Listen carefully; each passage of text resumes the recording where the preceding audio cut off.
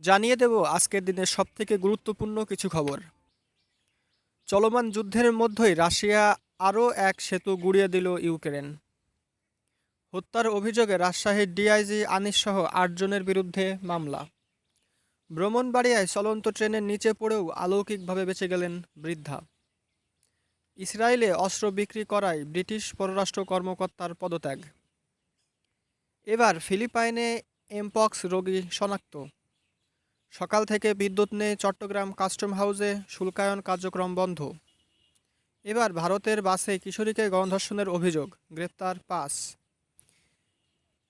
পদত্যাগ করলেন জাবির উপাচার্য ও কোষাধ্যক্ষ।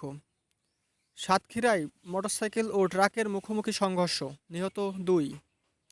বিসিবির পরিচালক পদ থেকে জালাল ইউনূসের পদত্যাগ। রাজারবাগ পুলিশ স্মৃতিসৌধে স্বরাষ্ট্র উপদেষ্টা আইজিপির শ্রদ্ধা।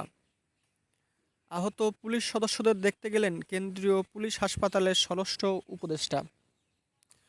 রাজধানীতে কাঠমিস্ত্রি তারিককে হত্যার অভিযোগে শেখ হাসিনাসহ ১৩ জনের বিরুদ্ধে মামলা। লিবিয়ার সেন্ট্রাল ব্যাংকে কার্যক্রম বন্ধ। ক্রীড়া উপদেষ্টাকে শেরেবাংলা স্টেডিয়াম ঘুরিয়ে দেখালেন তামিম। সাবেক ৪১ মন্ত্রী এমপির দুর্নীতি অনুসন্ধানের সিদ্ধান্ত। ঔপন্যাসিক ও গল্পকার জহির রায়হান ৮৯তম জন্মদিন আজ।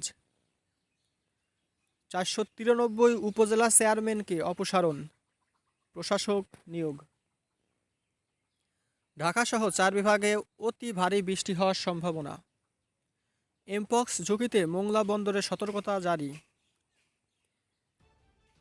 তামিমের সঙ্গে নিয়ে বিসিবি ঘুরে দেখলেন যুব ও ক্রীড়া উপদেষ্টা।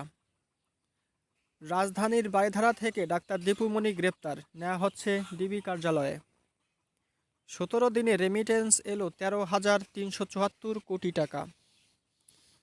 সাবেক মন্ত্রী দীপুমণি, তার স্বামী ও ভাইয়ের ব্যাংকের হিসাব জব্দ করা হয়েছে।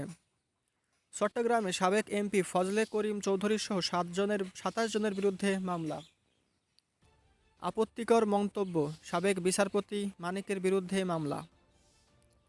সাবেক ক্রীড়া উপমন্ত্রী আরিফ খান জয় রাজধানীর ধানমন্ডি থেকে গ্রেপ্তার। এবং আজ সকাল ৯টার মধ্যে ৬০ কিলোমিটার বেগে ঝড়সহ বৃষ্টির আশঙ্কা। এই ছিল আজকের নিউজ। সবাই পেজটিকে লাইক দিয়ে সাথে থাকুন।